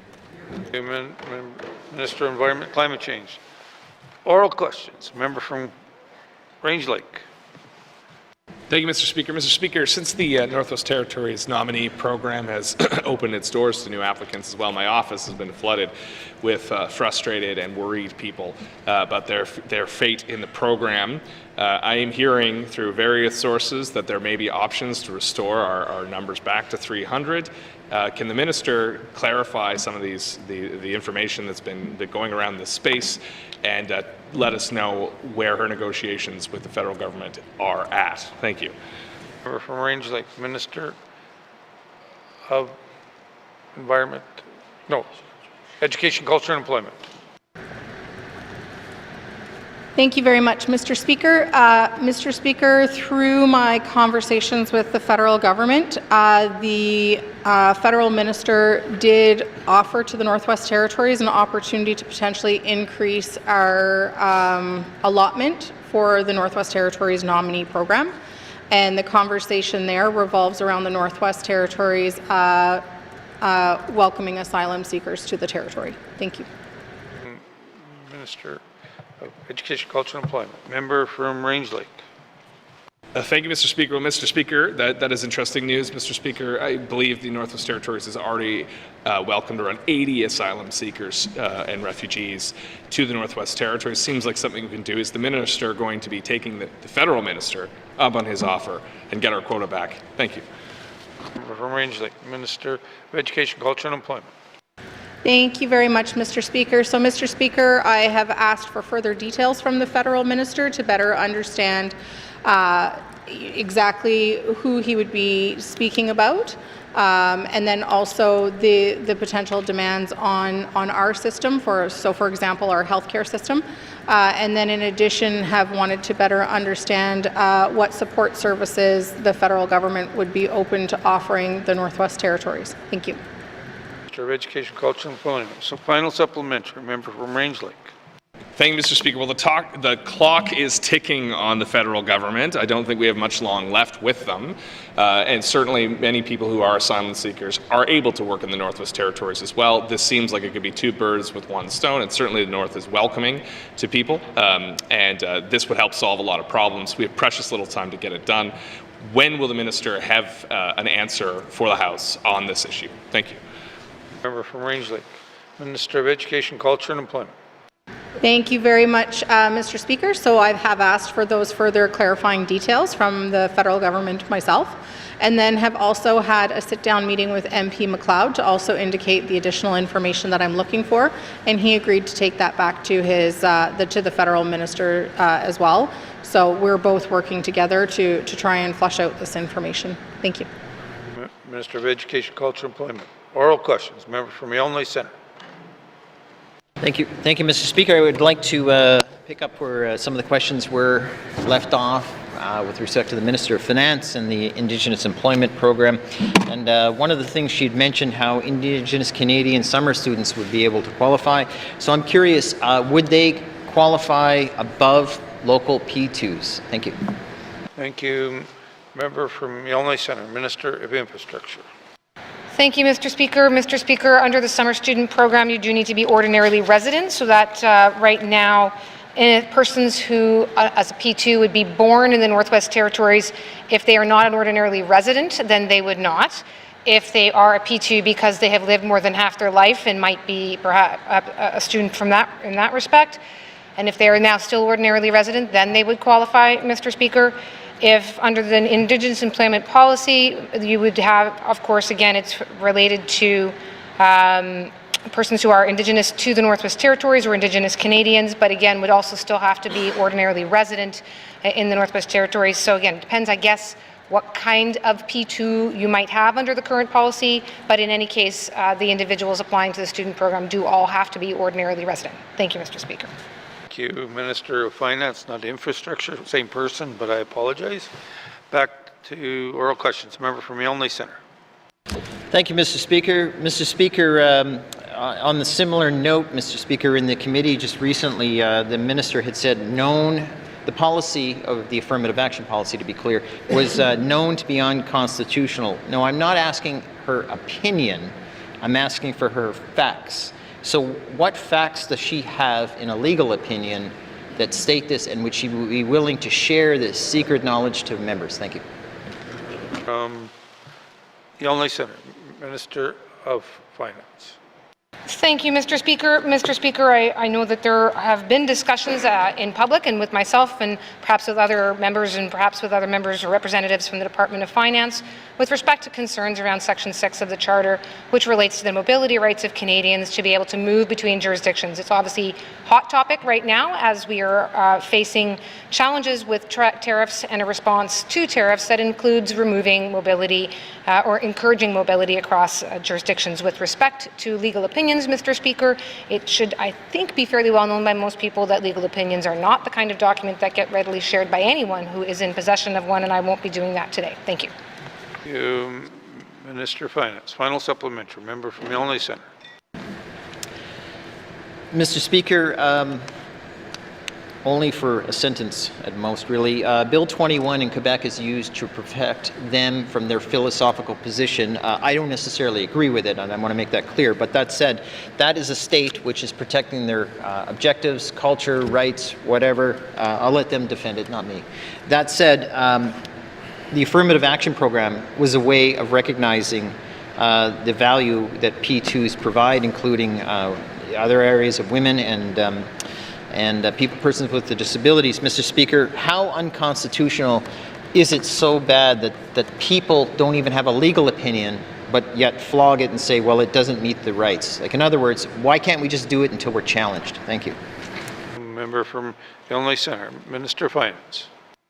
Thank you, Mr. Speaker. It's not that the department doesn't have legal opinions over the last 35 years. However, I just won't be putting forward legal opinions that are subject to solicitor-client privilege here on the floor of the House.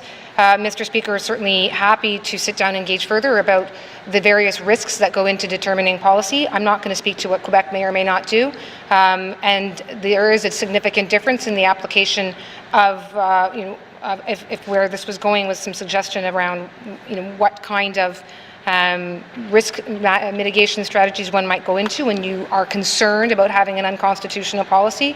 Mr. Speaker, there's again, the question was difficult, quite frankly, to follow. I'm not trying to cast aspersions. I'm just wanting to ensure that I'm not now told I'm not answering the question.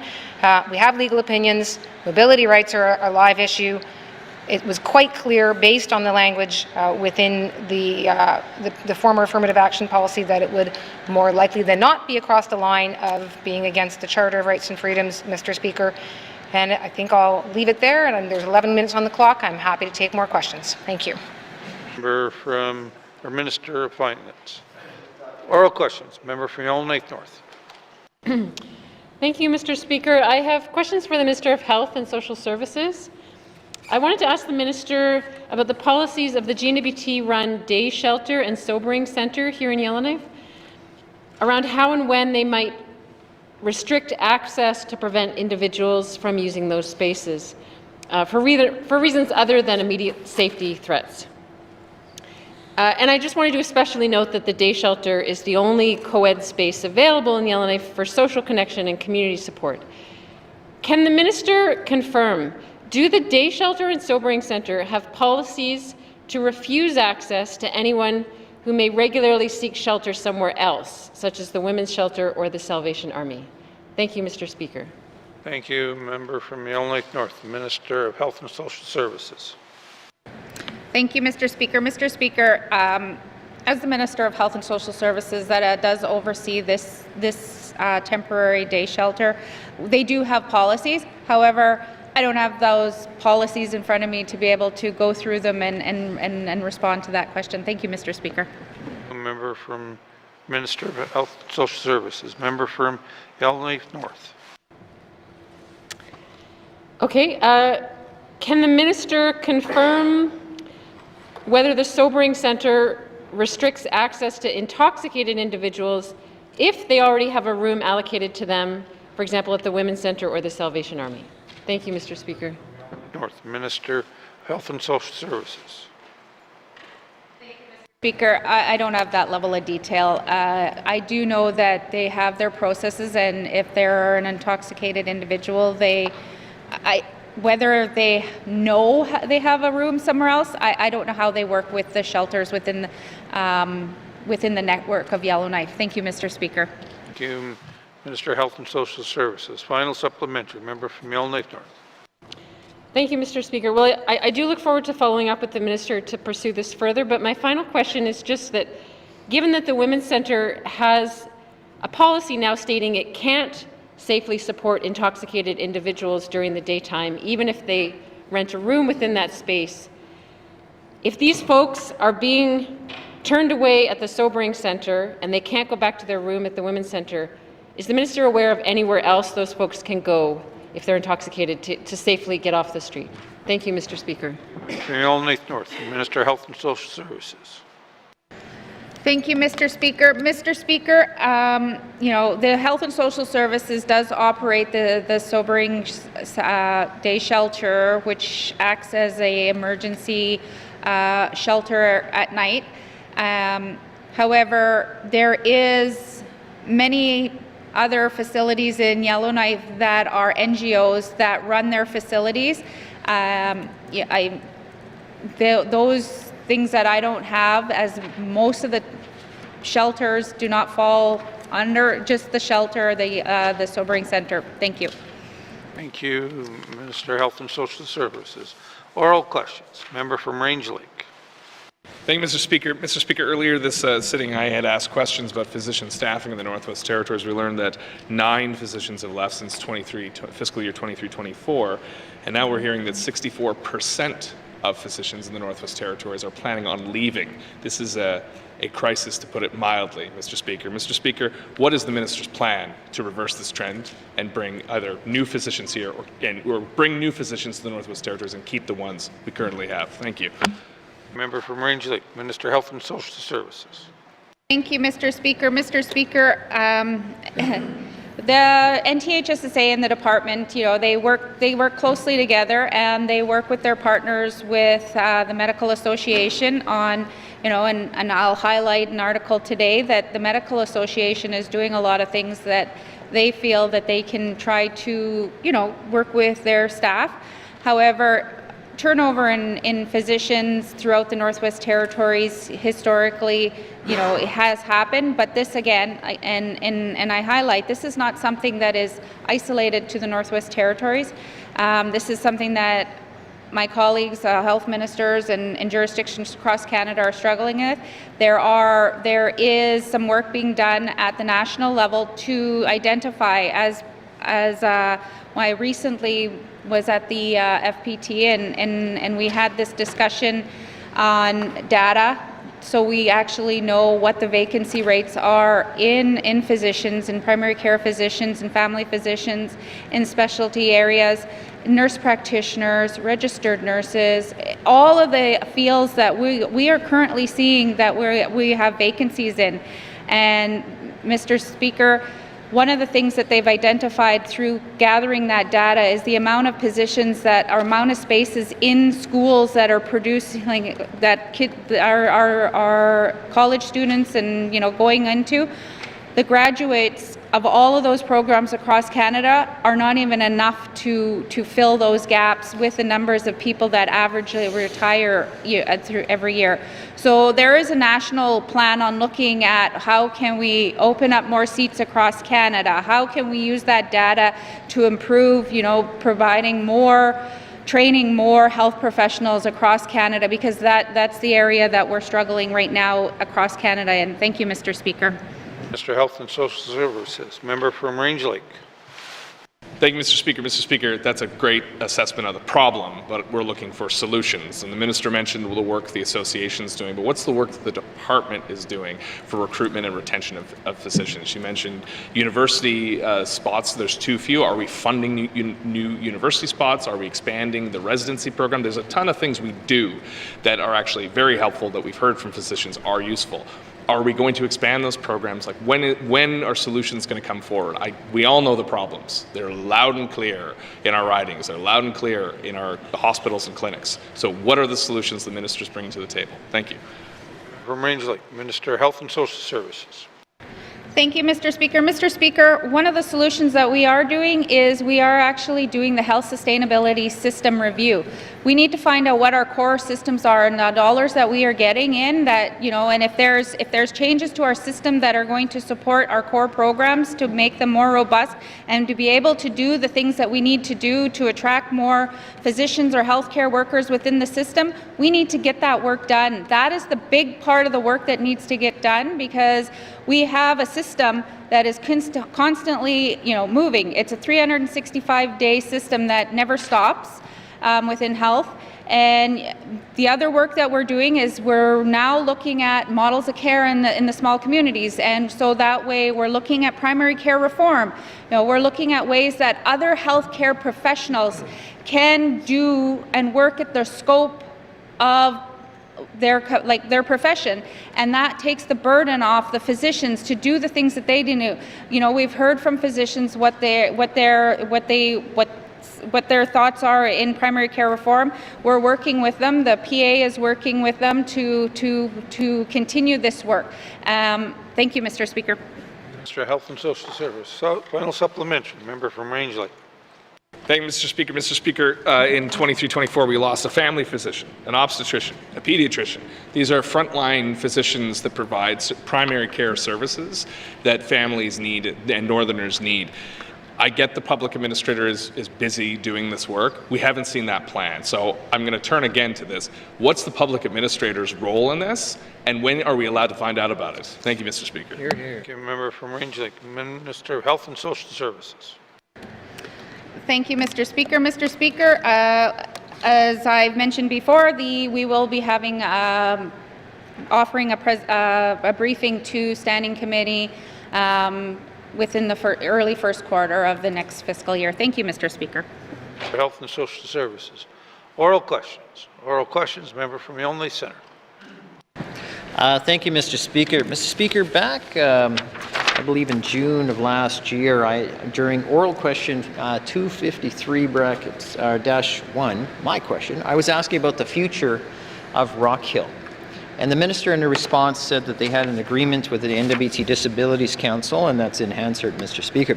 I'd like to get an update with respect to what's happening with that agreement, and is it moving forward in what form, either with the Disabilities Council or what is happening with that property? Thank you.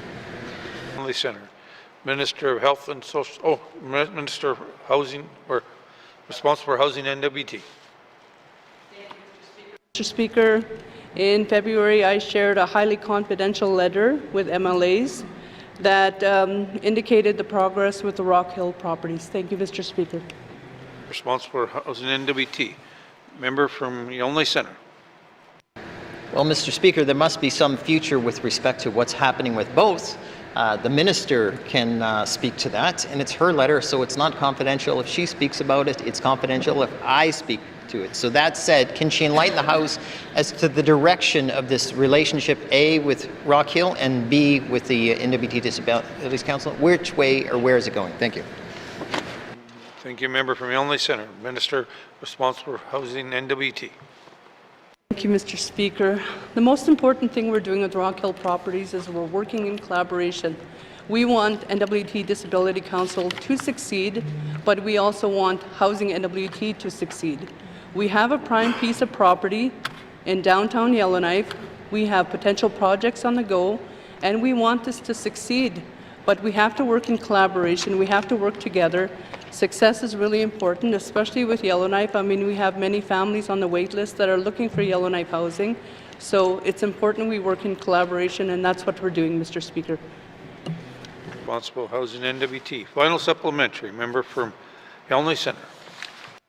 Thank you, Mr. Speaker. I'm trying to find out, has any new agreement or objective, even a handshake deal, been done between any of these situations that can be clarified in the House? Thank you.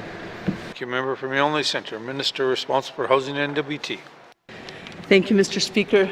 Nothing to share at this moment. Thank you, Mr. Speaker. Minister responsible for Housing NWT. Colleagues, time is up for oral questions. Oral questions. Oral questions. Written questions. Written questions. Returns to written questions. Returns to written questions.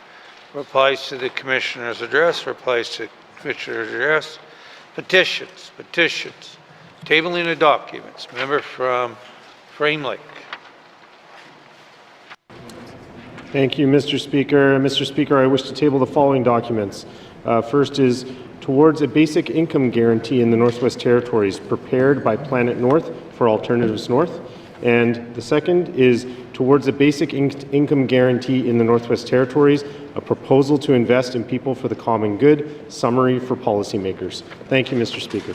Thank you, member from Frame Lake. Tabling of documents. Member from Yellowknife Centre.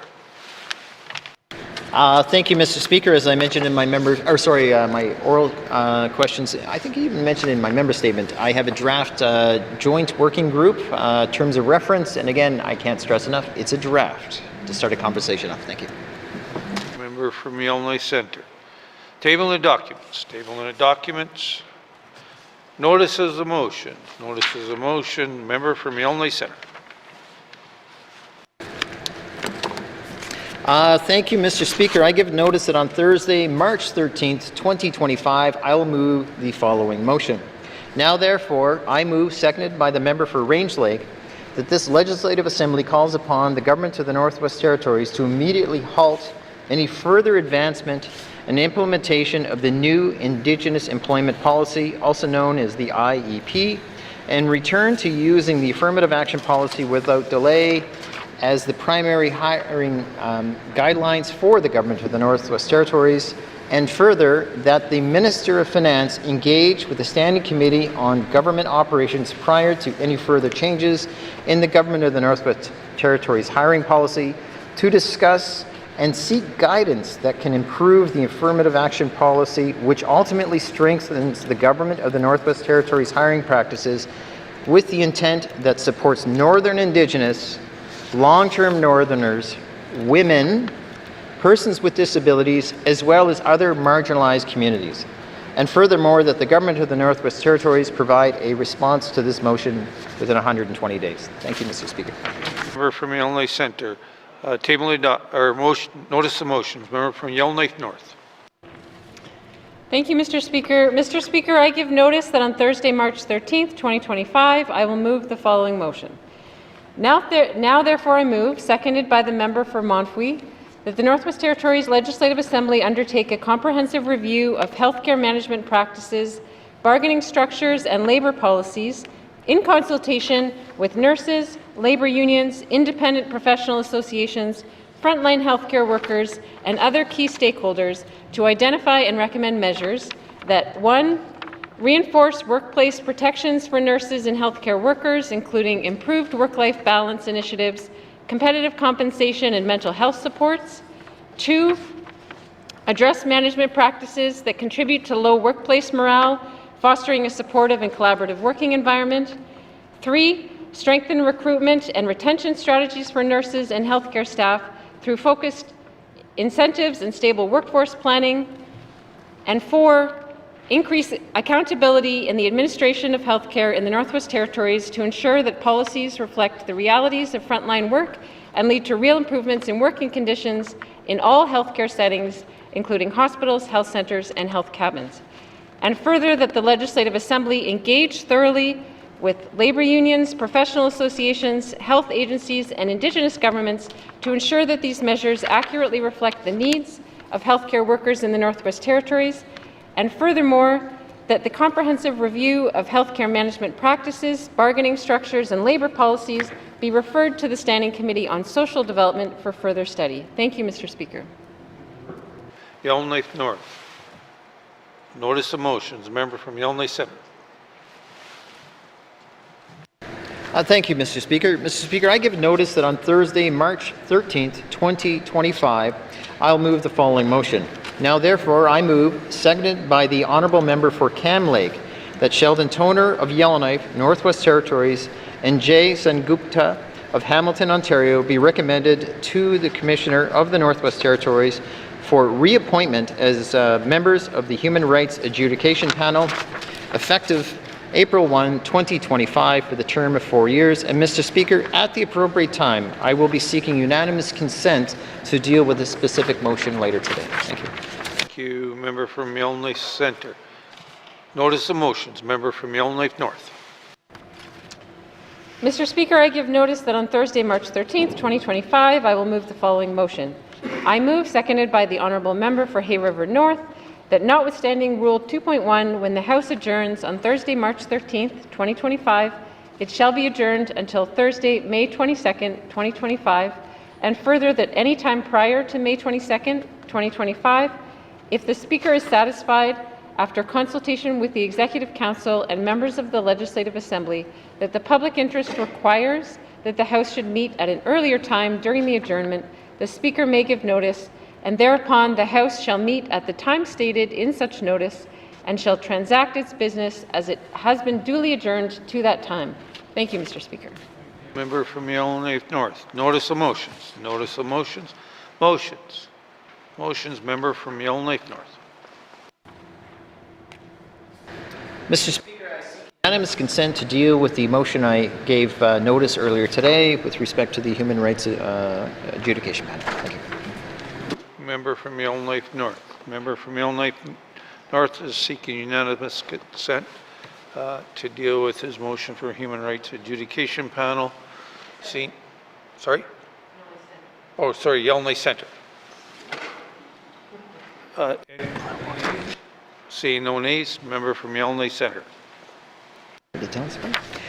Whereas Section 48, brackets 1 of the Human Rights Act provides for the establishment of an adjudication panel composed of at least 3 persons appointed by the Commissioner on the recommendation of the Legislative Assembly. And whereas Section 48, brackets 1 of the Human Rights Act provides that the members of the panel hold office during good behavior for a term of 4 years, with the exception of the first member appointed.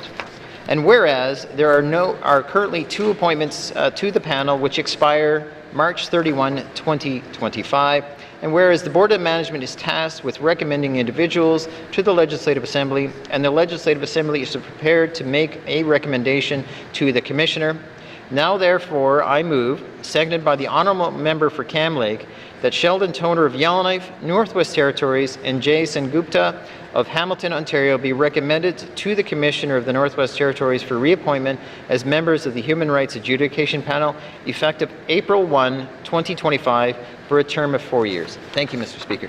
Thank you. Member from Yellowknife Centre. The motion is in order. To the motion. Question has been called. All those in favor? Opposed? Abstentions? Motion carried. Motions. Notice of motions, first reading the bills. Notice of motion, first reading the bills. First reading the bill. Minister of Justice.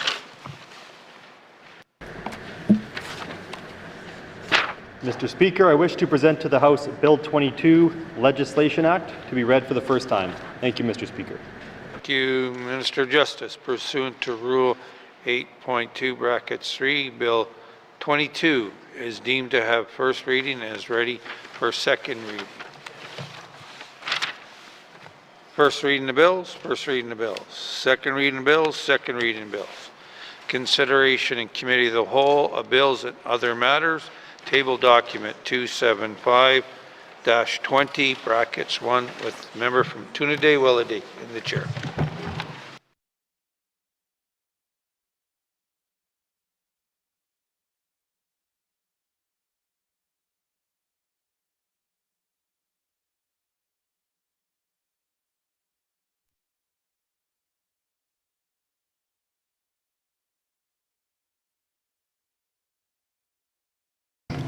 I now call the committee of the whole to order. What is the wish of the committee? I'm going to go to the member from Nunavut Lake.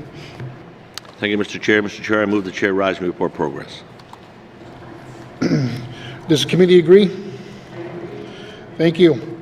I'll rise. Oh, so motion's in order. To the motion. Question's been called. All in favor? All those opposed? Motion carried. Thank you all. Now rise and report progress. Thank you.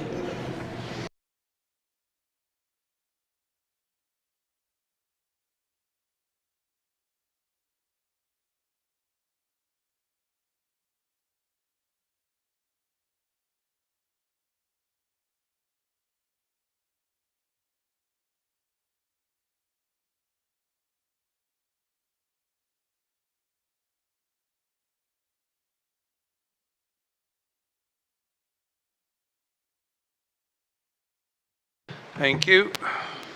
Member from Trinidad-Willity. Mr. Speaker, the committee has been considering table documents 275-20 brackets 1.